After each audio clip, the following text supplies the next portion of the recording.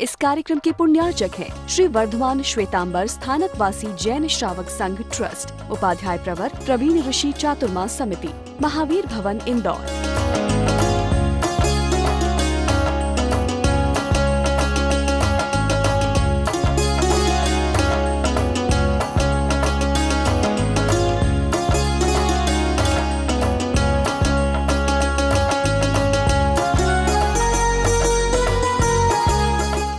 क्यों आनंद श्रावक के पास इंद्रभूति गौतम तुरंत जाकर के क्षमा याचना करते हैं? क्यों संथाने में? क्या पता कल के सूर्योदय के पहले उसका आयुष्य पूरा हो जाए और उसके मन में मुझे लेकर के कोई कड़वाहट रह जाए तो अगले जन्म में गणित उलझ जाएगा।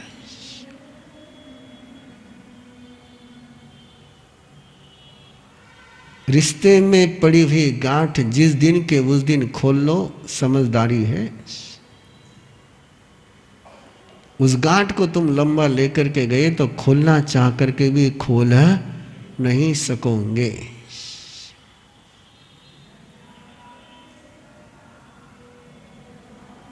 बहुत मुश्किल मामला है। कोई ज्ञान काम करे को नहीं, कोई ध्यान काम करे को नहीं। ये जिस दिन की गांठ उस दिन खुल जाए, एक साल में खुल जाए। एक साल के बाद तुम गांठ खोलने का प्रयास कितना ही कर लो, गांठ खुलती नहीं है। ये सत्य है। इसलिए संवत्सरी का विधान है। भगवान पार्श्वनाथ का जीवन चरित्र सामने रखिए, है ना। यदि आपने गांठ खोल ली है तो आप पर उसका इन्फेक्शन नहीं आएगा, आप पर उसका जहर नहीं आएगा, आप पर उसका परिणाम अच्छा ही रहेगा, बुरा नहीं आएगा। आपने गांठ खोल ली तो आपकी ओर से गांठ खुल गई तो सामने वाले ने कितना ही आपके साथ बुरा किया तो भी आपका बुरा नहीं होगा। गस्कुमाल का पन्ना आपने सुना है। भगवान अरिष्ट नेमि एक ही शब्द बोलते हैं कि सोमिल ब्राह्मण ने सहायता दी है, साहिज्य दिन ने सहयोग दिया है। अब सहयोग दिया कि सहयोग लिया वो आप देखिए, है ना। उसने क्या दिया था? उसने उपकार किया था, अपकार किया था? उसने अपकार किया था। लेकिन गस्कुमाल की तरफ से वैर की गांठ नहीं थी तो उसने कितना ही बुरा काम किया तो उसके कारण से गस्कुमाल को मदद ही मिली। तो इधर से गांठ खुली हुई थी, आपके तरफ से गांठ खुल गई तो आपका नुकसान होना बंद हो गया। उसकी ओर से गांठ नहीं खुली तो हर जन्म में आपको मिलता रहेगा लेकिन आपका नुकसान नहीं कर पाएगा। तो अपनी ओर से क्षमा करना, पना करना अपने फायदे में है ना। वो सुधरे बढ़िया बात, नहीं सुधरा तो भी अपने पर उसका असर नहीं होगा। पहले गणित एक बार क्लियर कर लो, फिर रिश्ते की कहानी भगवान महावीर की सुनने में मजा आएगी। तो यह है रिश्ते का गणित। और इसके लिए अपने पास भगवान महावीर ने क्षमापना का मंत्र दिया और क्षमापना के मंत्र का एक त्योहार दिया संवत्सरी पर्व के रूप में। वो आत्मा को शुद्ध करने के लिए नहीं है, वो केवल रिश्ते को पवित्र बनाने के लिए है। क्षमापना किसके लिए है? रिश्ता पवित्र हो जाए आपका।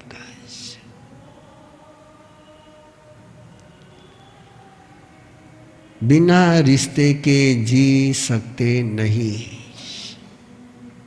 रिश्ता तो जीना ही पड़ेगा। वो पॉजिटिव जीना है कि नेगेटिव जीना है वो आप तय कर लो। पानी अच्छा पीना है कि गंदा पीना है वो आप तय कर लो। पानी तो पीना पड़ेगा ही पड़ेगा। हाँ, कौन सा ही पियो, तुम्हारी दुकान पियो, गरम पियो, शरबत पियो, बॉइल पियो कि और कुछ कर लो, है ना। तो मैं फिर एक बार आपके सामने एक भगवान महावीर के जीवन का प्रसंग रख करके बात को पूरा कर रहा हूं। भगवान महावीर साधना काल में थे और साधना का उनका 11वां साल चल रहा था। कितवा साल चल रहा था? 11वां साल चल रहा था। और एक बड़े पुराने विशाल बरगद के पेड़ के नीचे जाकर के वो साधना में खड़े हो गए कि उस पेड़ पर उनकी त्रिपुष्ट वासुदेव भोगी जन्म की एक प्रिय रानी व्यंतरी बनकर के रह रही थी। विजयावती रानी उसका नाम था। त्रिपुष्ट वासुदेव के भव में उनकी रानी थी वो, और बड़ी प्रिय रानी थी। पटरानी नहीं थी, लेकिन प्रिय रानी थी। इतनी प्रिय थी कि उसको संगीत का शौक था। उसको भी संगीत का शौक था, त्रिपुष्ट वासुदेव को भी संगीत का शौक था। दोनों कला प्रेमी थे। एक दिन कोई अच्छी संगीत मंडली आई, नृत्य मंडली आई। मिक्सर का महीना था, ठंडी के दिन थे, पौष चांद था और रात्रि का कार्यक्रम था। उस कार्यक्रम में सब आ गए, लेकिन विजयावती रानी नहीं आई। और वासुदेव को उसके साथ कला का आनंद लेने की आदत लगी थी। उसने विजयावती रानी को बुलावा भेजा। अब उस दिन इसकी तबीयत ठीक नहीं थी, बुखार आ रहा था, ठंडी बज रही थी। तो उसने समाचार दे कि आज मेरी तबीयत ठीक नहीं, मुझे ठंडी बज रही, बुखार आ रहा है। पर वासुदेव को ना सुनने की आदत नहीं थी। उसने वापस भेजा, मैं बुला रहा हूं, तू जाना पड़ेगा। उसने वापस रिक्वेस्ट भेजी कि प्लीज आज मेरी अनुकूलता नहीं है, मेरी तबीयत ठीक नहीं है, मैं वहां आऊंगी तो मुझे और ठंडी बजेगी, तबीयत बिगड़ेगी। तो तीसरी बार फिर वासुदेव ने दासियों को कहा उसको उठा करके ले आओ। अब जब उठा कर लाने की बात आई तो रानी बड़ी स्वाभिमानी थी, बोले उठा करके नहीं, मैं आ रही हूं बोले। अब उसकी धुजनी छूट रही थी, उस ठंडी बज रही थी, धुज रही थी वो। वहां जाने के बाद उसने राजा को कहा कि अब मेरी तबीयत देखो। बोले क्या हुआ तुझे? बोले ठंड बज रही है, ठंड बज रही है। ठीक है बोले। दासियों को हुक्म किया ठंडे पानी के घड़े ले आओ। जैसे ठंडे पानी के घड़े लाने की बात सुनी तो रानी ने क्षमा याचना शुरू कर दी कि रात मैं बैठती हूं। बोले नहीं, तुझे ठंड बज रही ना। और ठंडे पानी के घड़े मंगाए और दनादन उसके सिर पर उंडेलते गया। और पहले बुखार, ठंड और ऊपर से ठंडा पानी, और रानी की काया, सुख की काया तड़पने लगी वो। और वही उसकी आयुष्य पूर्ण हो गई। वो बनी कठपुतना यंत्री, कठपुतना, उसका नाम कठपुतना। और उस बरगद के पेड़ पर वो रहती थी। और भगवान महावीर ने आकर के वहीं पर ध्यान लगाया कि उनको पता था ये कर्जा उतारना है, ये कठपुतना यहां पर है। आप कठपुतना को पता नहीं कि त्रिपुष्ट वासुदेव है, पर भगवान महावीर को पता है कि मैं वासुदेवता नहीं है, विजयावती है, ये व्यंतरी नहीं है। कौन है? विजयावती। ध्यान साधना वहां खड़े हो गए और वह उसने देखा, और देखते ऐसा गुस्सा आया योगी को देख करके। तीर्थंकर परमात्मा ध्यान में खड़े हैं और उस कठपुतना को गुस्सा आया, गजब का गुस्सा आया। इतना गुस्सा, इतना गुस्सा, इतना गुस्सा। और गुस्से में पास में नदी बह रही थी, ठंडी के दिन थे, नदी पर गई, लंबे लंबे बाल बनाए, पानी में भिगोए और आना, और भिगे हुए पानी के बहुत जोर से फटकारा महावीर पर लगाना है। रात भर ये खेल करती रही।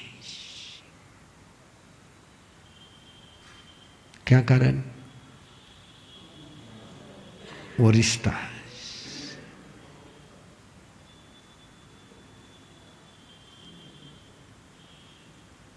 कोई कारण इस जन्म में नहीं। ये बिना कारण के जब भी कुछ हो जाए, बिना कारण के, तुम्हारे साथ कोई अच्छा व्यवहार बिना कारण के करे, तो समझना कि पिछले जन्म का अपना कर्जदार है या साहूकार है या रिश्ता पॉजिटिव है। और बिना कारण का तुम्हारे साथ कोई गलत व्यवहार करने लग जाए तो समझ लेना कि पिछले जन्म का कर्जा उतर रहा है, उतरने दो आराम से।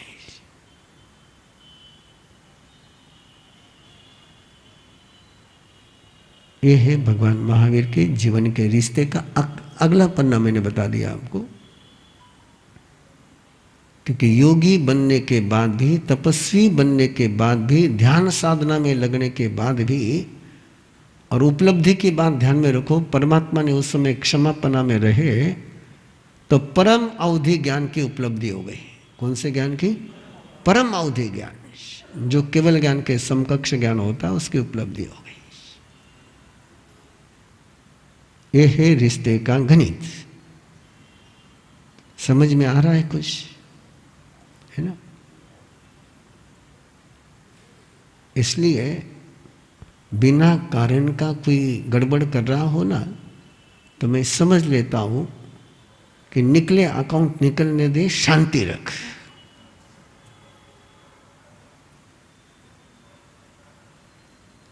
और एक गणित बिल्कुल पक्का है, इस जन्म में तुम्हारी गलती नहीं है और उसके बावजूद तुम्हारे साथ कोई गलत कर रहा है तो तुम्हारा नुकसान नहीं होगा, फायदा ही होगा। ये भी गणित पक्का है। यदि तुमने क्षमापना रखी है और उसका पिछले जन्म का वैर वो वसूल कर रहा है, और वो वसूल करते हुए कितना ही वो गलत तुम्हारे साथ करे, तुम्हारा नुकसान होने वाला नहीं है। आचार्य श्री आत्माराम जी महाराज साहब के जीवन का एक प्रसंग देकर के बात को मंगल पाठ की ओर ले जा रहा हूं। सियालकोट में चतुर्मास था, जो अब पाकिस्तान में है, और उनको प्लेग हो गया था, प्लेग। और प्लेग उस समय यानी डेथ सर्टिफिकेट बहुत आगे है। और उनकी ट्रीटमेंट के लिए, क्योंकि बहुत अच्छे थे, विद्वान थे, जवान थे, समाज की बहुत आशाएं थी उन पर, तो उनके इलाज के लिए बहुत श्रावकों ने प्रयास लगाए। एक हकीम, बहुत अच्छा हकीम उपाध्याय लगा, और महाराज बिराम बीमार पड़ जाना, उनका प्रिय महाराज बीमार पड़ जाए, और फिर डॉक्टर को परेशान करने में श्रावक मजेदार रहते हैं। अब हर श्रावक उनको पूछे कि हमारे महाराज कब ठीक करोगे, कब ठीक होंगे, कब ठीक होंगे, कब ठीक होंगे। और बेचारा वो ट्रीटमेंट करने से बजा तो लोगों के पूछने से परेशान हो गया। और एक दिन उसको ऐसा गुस्सा आया, बोला कि एक बार ये मामला ही निपटा देता हूं।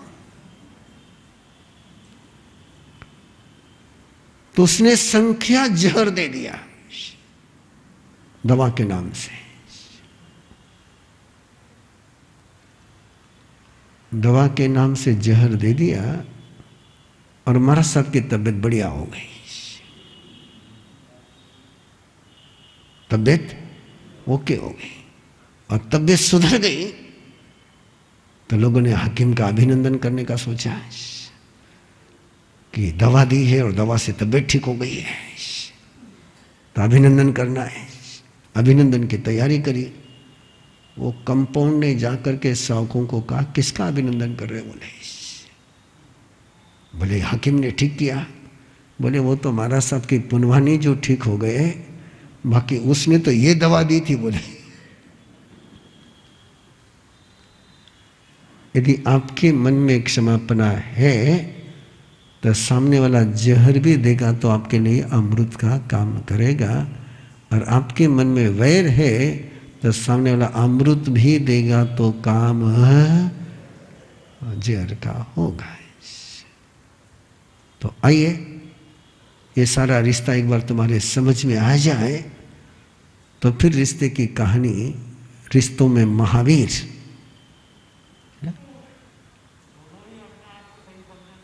हाँ, तो समझ लो, बहुत अच्छी बात है। हाँ, बचाए क्या? इंद्रभूति गौतम और महावीर हो जाए और क्या?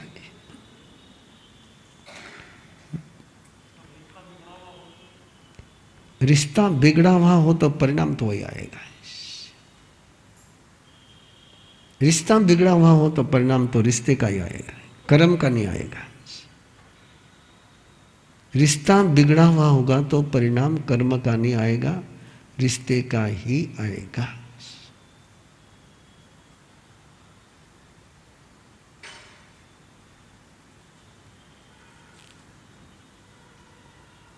ध्यान में आ रही बात? नहीं आ रही?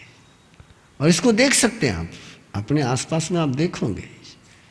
और मैं तो देखता हूँ, बहुत आराम से देखता हूँ, क्योंकि कपल में, ब्लिसफुल कपल में रहो कि पेरेंटिंग में रहो कि सारे उद्योग हमारे यही चलते रहते हैं। दोनों बिल्कुल सही रहते हैं, दोनों बिल्कुल सही रहते हैं। सारी दुनिया दोनों को अच्छा कहती है, लेकिन वे दोनों एक दूसरे को अच्छा नहीं कहते। बड़े मजेदार कैसे होते हैं।